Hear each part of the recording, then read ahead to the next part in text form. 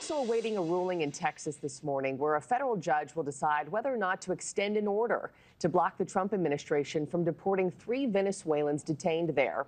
Earlier this month, the American Civil Liberties Union secured a temporary restraining order halting the Venezuelans' removal.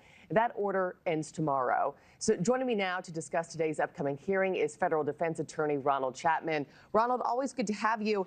The government keeps claiming that these men are members of the violent Tren de Aragua gang, and they point to certain clothing, they point to tattoos as being evidence. Is that really sufficient evidence in this case?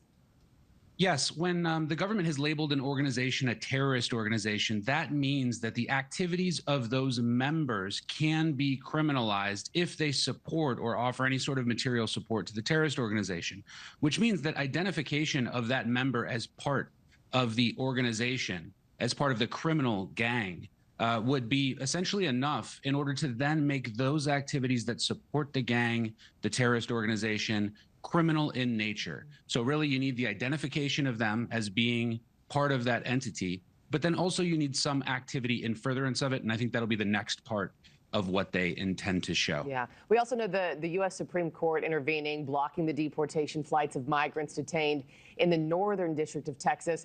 This is the southern district, but wouldn't that set precedents for anywhere else in the country, or how does that work?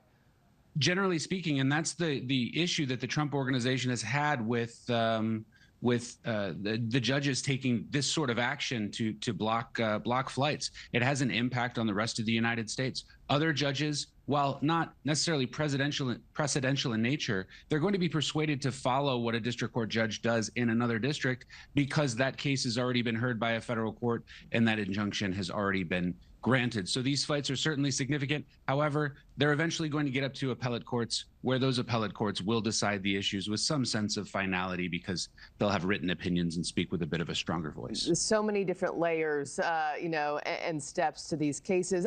I was reading something interesting yesterday, Ronald. I wanted your take on it.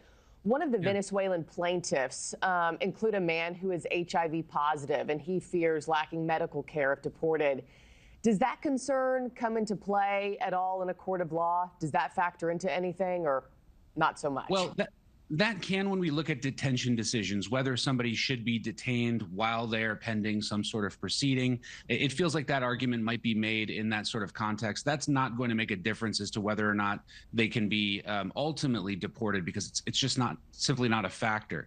However, this seems to be the kind of language that we would see supporting asylum, where they may say that I'm not going to get health care, therefore that's an issue. I think that argument's going to fall on deaf ears. There are certainly plenty of individuals in the United States prisons and certainly plenty of individuals who've been deported who may have certain diseases like HIV.